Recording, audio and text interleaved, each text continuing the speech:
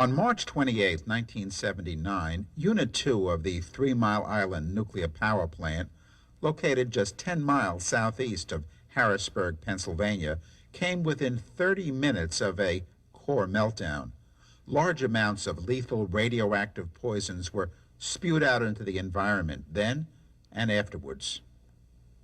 The nuclear industry says that nobody died because of the accident back there at 3 Mile Island, but don't tell that to the people here in Goldsboro or others living in what's become a valley of death surrounding 3 Mile Island. This is in my neighborhood. Let's put it up like this. Right here. This is a rose, a wild rose that had a bud with a full set of leaves growing out of the center. I have this specimen. It's dried and very brittle. This is a zinnia from Lancaster County, which is a classic color mutation. And this is the same plant. This is one plant, and you can see the stalk is about 3 inches wide and flat. And it had abnormal centers that grew like a caterpillar. This is the normal flower here, and there were about 3 on the one plant that were quite large.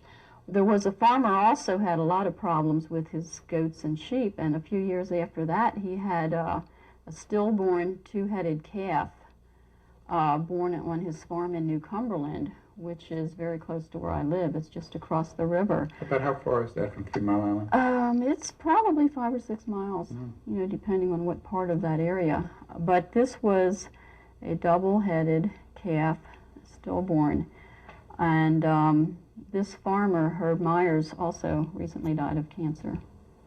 There have been health studies after health studies, including those done by the state of Pennsylvania, that have shown that there were no health effects from the 3 Mile Island accident. The amount of radiation released from the plant during that accident was the maximum amount anybody could have received, was equivalent to a chest X-ray. So the safety systems at 3 Mile Island worked, and the follow-up health studies have shown that the public was not damaged from that accident. Jane, the nuclear industry says that, well, 3 Mile Island happened, and nobody died at 3 Mile Island, and everything is back to normal. Has it been normal? Is it okay now? Well, I think that it's far from normal. What I have seen with my own eyes and what I have heard from the testimony of the people of what they experienced clearly demonstrates that what came out of that plant was neither harmless nor inconsequential. Up to several million gallons of radioactive water were flushed right out of the core into the basement of the reactor, leaving about 75% of that core uncovered. It probably came within a half hour to an hour of the total meltdown.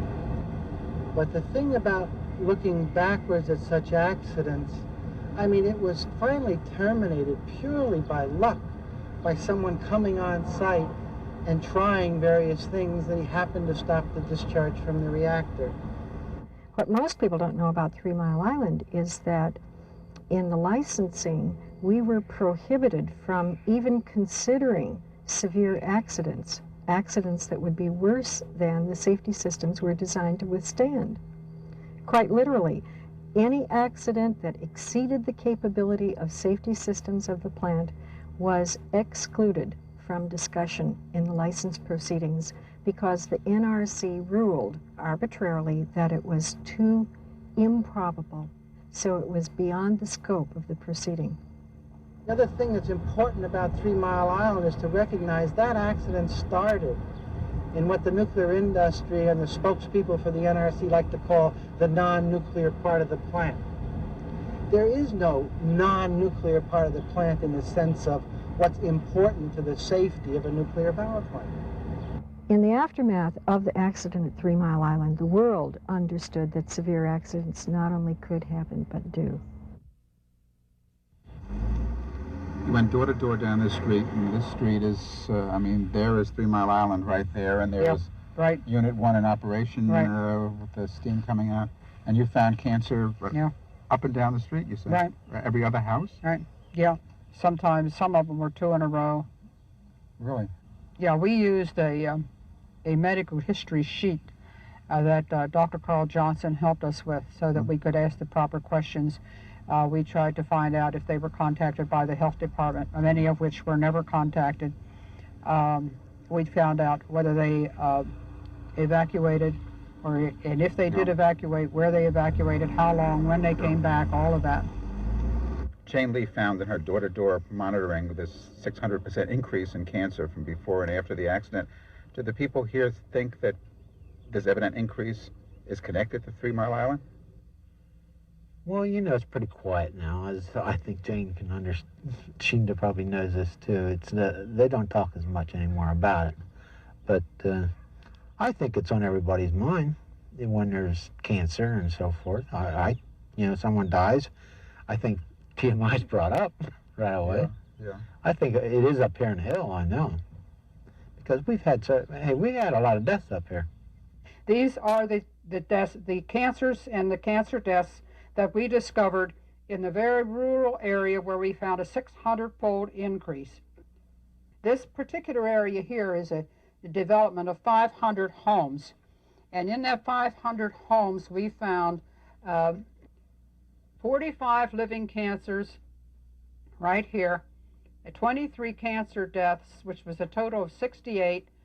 We found 53 benign tumors, 39 thyroid problems, 209 people with respiratory problems. A lot of people complained of respiratory problems following the accident.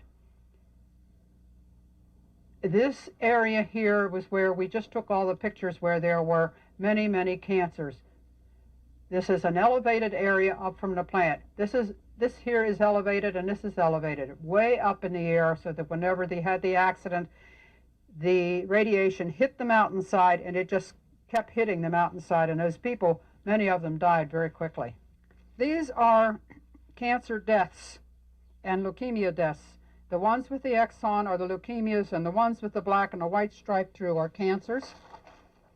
These were living cancers. These are just the people who brought suit against the company. These do not by any means include all of the cancers. Quietly, 3 Mile Island's owners have given cash settlements, some as high as $1 million, to the families of those who died or had children born with birth defects as a result of 3 Mile Island, like Debbie Baker. I had a child that was born exactly 9 months after the accident with Down syndrome. So to me, we are victims. How far did you live from the plant? We lived about 5 air miles from the plant. It was in a development that was sitting on a hill. So it was about 5 miles. You grew up in this area? Yes. Your folks lived in just a few miles from the plant for many years? Yes, they lived 3 miles from the plant.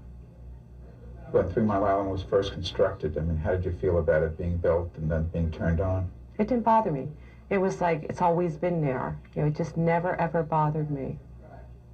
When did it begin bothering you? After the accident. It just, to have that happen to a person, an accident affect your entire life. When the accident happened, we were informed of the accident 3 days later. To me, it was like, my whole family's going to die, because I knew radiation killed you, I knew radiation caused harm, and that was my extent of what radiation did. So to me, we were all going to die. And I think that affected me the most. But I didn't really start researching it until after my son was born. And what did you learn? I learned that our government covers up many, many things. I think what bothered me the most is I was always the most patriotic person. If we had Olympics and I seen our flag, it was fantastic. I was such a patriotic person. But what I've learned is that the government has a way of covering things up. And to me, I think it's just shocking. That hurt the most. Why? What do you think it's been covering up issues involving nuclear power? Because if they don't cover it up and they realize what the extent of radiation, what it does to people, we would never have another nuclear facility. But as long as people did not die exactly at the time that accident happened, they can always get away with saying nobody died from a nuclear accident. And that's not the truth. If you go to 3 Mile Island and you spend time and talk to enough people in the neighborhoods around there, you begin to feel like you're either in the aftermath of a nuclear war or in the middle of a Japanese science fiction movie. I mean, it's really bad. Children have been affected. There's a lot of childhood leukemia. There are still mutant plants in the area. There are still bizarre things happening to the animals. And, you know, a lot of stuff surfaced at Chernobyl. We've seen pictures of an 8-legged colt that was born downwind from Chernobyl, thousands of children's hair falling out downwind from Chernobyl. All this happened at a smaller scale at 3 Mile Island, and is continuing to happen. The bottom line is I've spent time at 3 Mile Island. It was the greatest industrial disaster in the United States, and a very tiny crew of journalists, less than 5, really followed the story in terms of health impacts. I went there in 1980, a year after the accident, on assignment from Rolling Stone, and my mandate was to investigate the psychological impacts of the accident. It didn't even occur to us at Rolling Stone that there might be health impacts. And it first became evident to me that there probably were when I interviewed Jane Lee in a farmhouse 3 miles from 3 Mile Island, and she began showing me affidavits from local farmers about problems that had occurred with the farm animals in there. And then we looked at the health records from the state of Pennsylvania, discovered that the infant death rate in Harrisburg had soared in the 3 months after the accident relative to the same period of time over the previous 2 years. Then began interviewing people and discovered that in the area many people's hair fell out. Now, of course, you know, there was a lot of media about how the problems in the area with the people were because of the anti-nukers who came in and spread scare stories. Well, you have to really scare someone to get their hair to fall out. You know, and it was happening to dogs and cats too, and I don't think the dogs and cats were like listening to the radio and freaking out. You know, this was like these were physiological problems, I'm pretty sure. And then, you know, people started turning up with sores, and many people reported a metallic taste in their mouth.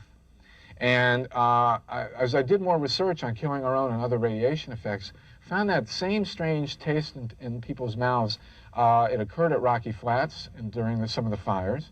It occurred at various other nuclear facilities, and amazingly enough, and also to people downwind from the bomb tests. And you know who reported it? The bomb crew on the Enola Gay. When they flew away from dropping the bomb, they all said, after the thing went off and the cloud went up, they said they had strange metallic taste in their mouth. And then it turns up again at 3 Mile Island. Now, we looked at the records from the Nuclear Regulatory Commission and from the utility company. And they all claim, essentially, that not enough radiation escaped to harm anyone.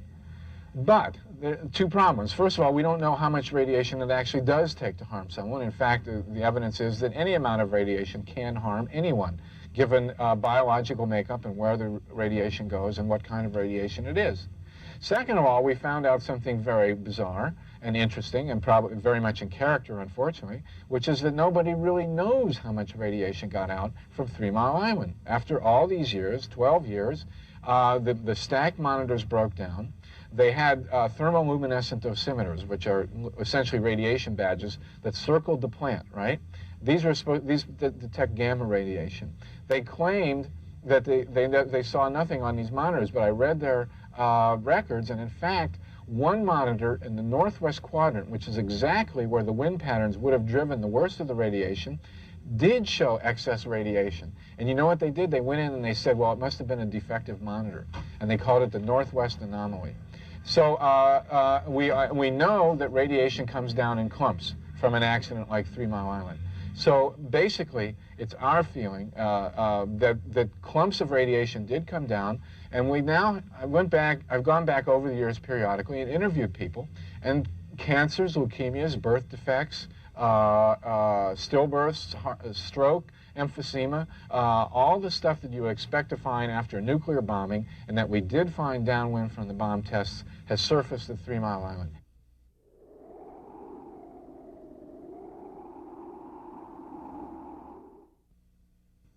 Dr. Ernest Sternglass, Professor Emeritus of Radiological Physics at the University of Pittsburgh Medical School, and Dr. Jay Gould, co-author of Deadly Deceit.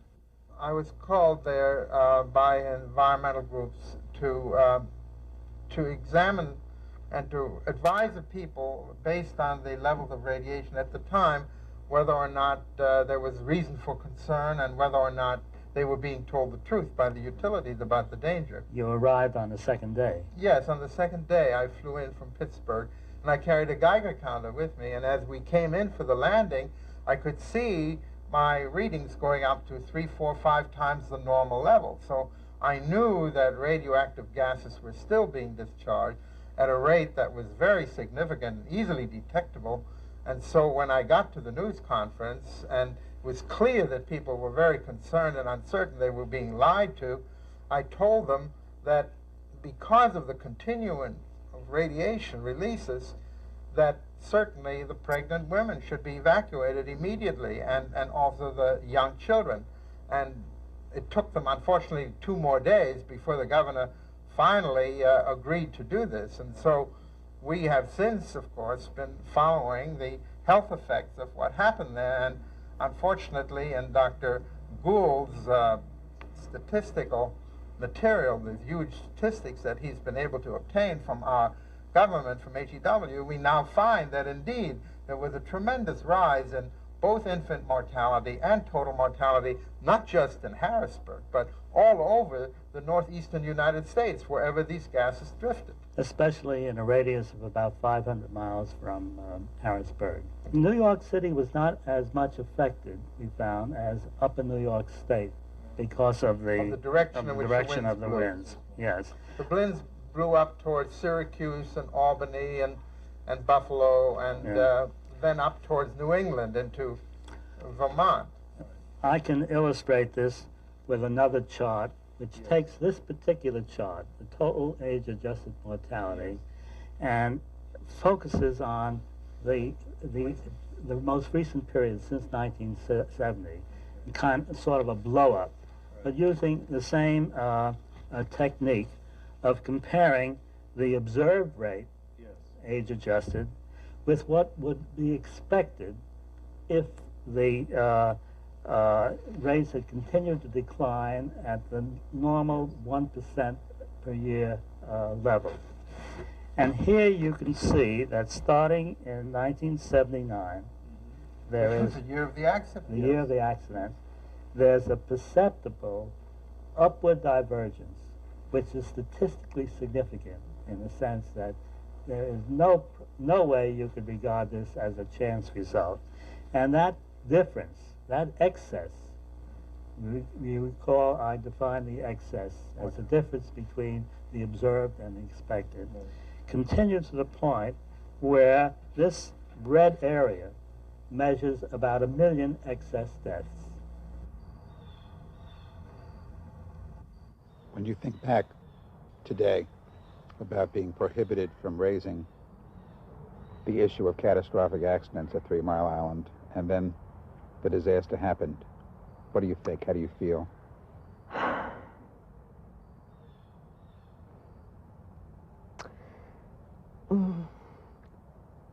It's a very hard failure to live with. No one has been able to halt the ultimate licensing of a nuclear power reactor. But as I have seen friends in the 3 Mile Island area suffer the consequences, including loss of life, and live with very real psychological damage in addition to real illness, it's quite heartbreaking to have been unable to halt that plant from going online. And the accident continues.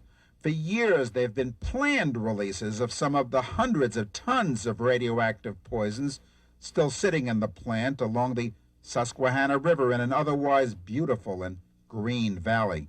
The accident had a cleanup that's still going on, and they have released radiation from 3 Mile Island ever since the plant was built. Jane Lee discovered for the lawyers that in 1974 there was a 1 rem documented release of radiation from Unit 1. And then in 1980 you had 57,000 curies of radioactive gas vented from the reactor building. And in Chernobyl they say, well, their containment, was damaged and it was, everything got out. and that TMI held everything. Of course they held everything, but what did they do? They let it out a year later. You know, so what's the difference? The people got exposed ever since 1974 with the low levels and periodically, you know, an accidental release. And then you have the accident with massive amounts of radiation being released. A year later, you have the cleanup and the venting of the krypton, and now they're venting radioactive tritium because it's the easiest, cheapest way to get rid of it. They're evaporating it over the same people that were exposed in 1979. So all of this is cumulative, and it won't ever make anybody get better, and it's only going to add to the body burden that people have already suffered. And one of the things that the public doesn't know is that reactors are specifically designed to make releases. They release iodine-131, they release tritium, they release krypton, they release radon on a regular basis because it's a burping kind of a thing. It's gas that the plant must get rid of because it generates this gas, and it's designed to do that. Over and above what it's designed to do is you have these malfunctions where you have additional radiation that is dumped into the environment because there's nowhere else for it to go. So then you get, along with what I'm talking about, you'll get cesium, you get strontium, and all of these things come out into the environment and act upon the body as free radicals. And this impacts on the DNA within our bodies. We can't see it, we can't feel it, we can't smell it, we can't taste it, we can't hear it, but it's doing the damage all the time. The children and the elderly are the most susceptible. Dr. Helen Caldecott, founder of Physicians for Social Responsibility. As you eat food containing strontium-90, the body thinks it's calcium, gets absorbed from the gut, it gets deposited in bone where the blood cells grow, and it can induce bone cancer or osteogenic sarcoma, which is very lethal, or leukemia, which is cancer of the white blood cells, which are made in the bone marrow by mutating a regulatory gene. Everybody has to know what a chromosome is. Because if you don't understand chromosomes, you don't understand radiation, you don't understand nuclear power. Chromosomes are the long structures upon which the genes are located. There are 26 chromosomes in a human cell. And on the chromosomes are many hundreds of thousands of genes, which we're now mapping. But there seems to be a single gene in each cell which controls the rate of cell division, called the regulatory gene. And what radiation does is it biochemically damages that DNA molecule. So the molecule or the regulatory gene does not behave in a responsible fashion.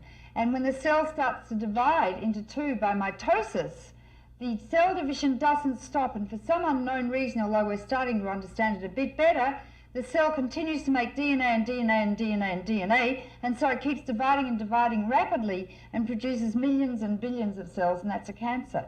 So it takes one mutation in a single gene, on a single chromosome, in a single cell to induce the cancer cycle. When you're exposed to radiation, you don't suddenly drop dead of cancer, and you don't get your cancer within a year. It takes any time from 5 to 50 years for the cancer to develop, and it doesn't wear a little sign saying, I was made by Hershey's chocolate bar, you ate 20 years ago. To me, the only solution is simply to close them down, recognize we've made a horrible environmental, species, no, more than that. It transcends our species, certainly. And the impacts that will occur in consequence of the damage already existing will be detrimental to many forms of life. You know, Rosalie Bertel, Dr. Bertel, who is a biostatistician, puts it so wonderfully, I think. She says, the only place we can get human beings is from human beings.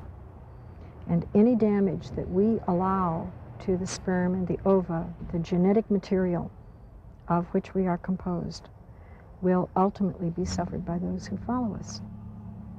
We have a species responsibility. We have an ecological responsibility. And the uses of atomic energy are incompatible with the exercise of that responsibility. And in terms of the restart? The restart was really incredible.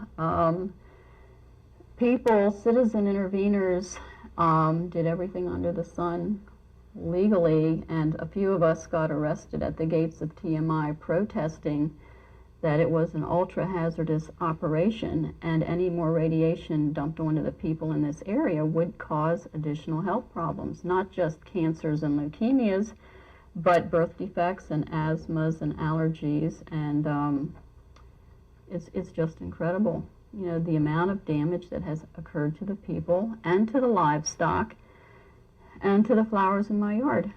You know, I don't even do a garden anymore, and I have an acre of land. I have a big pot, and I have to spend $12 or $15 a year to buy soil from out of the area so I can grow tomatoes. You know, and that's really disgusting. And it's America. And while the dire consequences of 3 Mile Island continue, unsuspecting people move into new houses rising in the shadow of the nuclear plant, smack in the middle of this valley of death. We haven't learned a thing from that reactor that's sitting down there that is a hunk, a total hunk of wasted radioactive metal. The plant was only a year old.